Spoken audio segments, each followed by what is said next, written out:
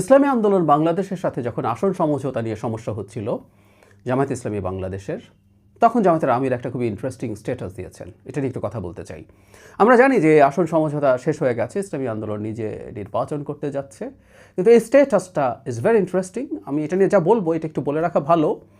এটা যদি এমন হয় যে আমি যেটাকে ইন্ডিকেট করছি সেরকম কোনো স্ট্যাটাস তিনি আগে দিয়ে থাকছেন, তাহলে আমার আসলে এই বক্তব্যটা আর প্রয়োজন নেই, সেটা আমি প্রত্যাহার করব। আমার চোখে পড়েনি, তাই আমি সেটা নিয়ে বলতে পারছি না। কেন বললাম কথাটা একটু বলছি। ওনার স্ট্যাটাসটা আমি একটু পড়ি। প্রিয় সহকর্মী ও সম্মানিত শুভাকাঙ্ক্ষী, আসসালামু আলাইকুম রহমতুল্লাহ। সম্প্রতি লক্ষ্য করছি কেউ কেউ জামায়াত ইসলামের প্রতি সংহতি ও সহানুভূতি দেখাতে গিয়ে ভাতৃপ্রতিম সংগঠন ইসলামী আন্দোলন বাংলাদেশের ব্যাপারে অনাকাঙ্ক্ষিত ও বিভ্রান্তিমূলক বিভিন্ন মন্তব্য ও লেখালেখি সামাজিক যোগাযোগ মাধ্যমে শুরু করেছেন। আপনাদের প্রতি সবিনয় অনুরোধ রাখতে চাই, সত্যি যদি আপনারা জামায়াত ইসলামীকে ভালোবাসেন তাহলে অনাকাঙ্ক্ষিত এই ধরনের সকল কাজ থেকে অবশ্যই বিরত থাকবেন। ধন্যবাদ সবাইকে।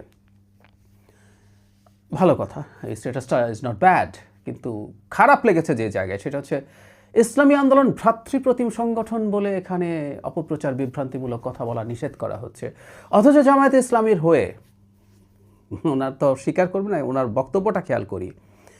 কেউ কেউ জামায়াত ইসলামের প্রতি সংহতি ও সহানুভূতি দেখাতে গিয়ে, মানে এরা জামায়াত ইসলামী না, টোনটা এরকম দূর থেকে এটা দেখাচ্ছে, আমি মনে করি এরা জামায়াত ইসলামী।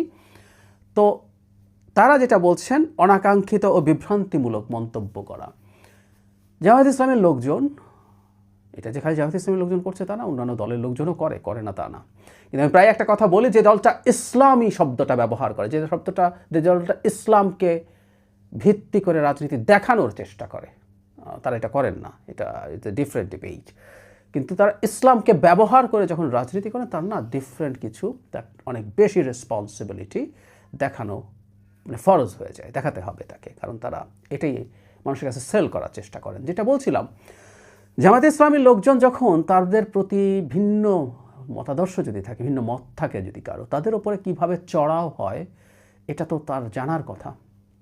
আমি জামায়াত ইসলামীর অনেক নেতার সাথে যখন টক শো করেছি টিভিতে, আমি প্রত্যেকেই একটা জায়গা সম্পর্কে বলার চেষ্টা করেছি যে অন্য কিছু না, আমাকে গালিগালাজ নিয়ে আই ডোন্ট কেয়ার, আমার মন্তব্য খোলা থাকে, এটাতেও আপনারা প্রচুর গালিগালাজ করতে আসবেন, আমি এটা একেবারেই নিশ্চিত।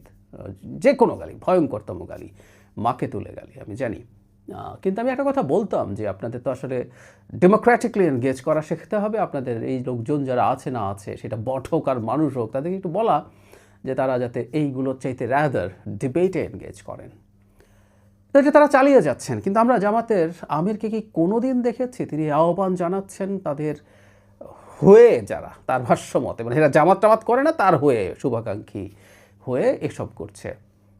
আমার চোখে পড়ে। যে বললাম, উনি যদি এই ধরনের স্ট্যাটাস দিয়ে থাকেন, কাইন্ডলি আমার এখানে মন্তব্যে শেয়ার করতে পারেন। সেই ক্ষেত্রে আমি আমার মানে যে ভিডিওটা করলাম সেটা প্রয়োজনীয় হয়ে যাবে, কিন্তু আমার চোখে পড়েনি।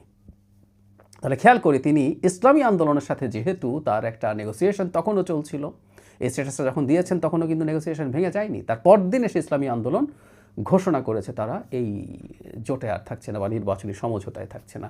তখন যখন স্বার্থের প্রয়োজন, তিনি রীতিমতো একটা স্ট্যাটাস দিয়ে সবাইকে শান্ত হতে অনুরোধ করেছেন, কারণ এই সব পাল্টাপাল্টি কথাবার্তায়, কারণ তার ধরে লোকজন ইসলামী আন্দোলনের বহু কর্মকাণ্ড, বিশেষ করে হাসিনা বন্দনা ইত্যাদি ইত্যাদি সামনে এনে প্রচুর আক্রমণ করছিল। এইসব তারা যখন করছিল, এখন যেহেতু এটা তার সমঝোতার ক্ষেত্রে শেষ মুহূর্ত পর্যন্ত তিনি সম্ভবত সেটা দেখতে চেয়েছেন, তাই যেহেতু ঝুঁকি হয়ে গেল, তিনি রিকোয়েস্ট করেছেন তার স্বার্থ যখন। অথচ একটা রাজনৈতিক দল হিসাবে, গণতান্ত্রিক রাজনৈতিক দল হিসাবে তারা যদি গণতান্ত্রিক রাজনীতি করতে চান, তাহলে তাদের উচিত ছিল, আমিরের উচিত ছিল রিপিটেডলি এটা বলা যে তাদের লোকজন যেন, ধরলাম যে বিএনপির লোকজনও গালিগালাজ করে, সেই ব্যাপারের চাইতে তারা তো দেখাতে চান যে তারা সৎ লোকের শাসন চান, এটা তো প্রচুর ব্র্যান্ডিং তারা করেন, তাদের দল এই ধরনের হবে, তাদের দল ইসলামের পথে আছে, মানুষকে গালিগালাজ করবে না, একবার দুবার না, তাতে ক্রমাগত এই সাজেশনগুলো দিয়ে যাওয়া উচিত ছিল, কিন্তু তিনি সেটা দেন না।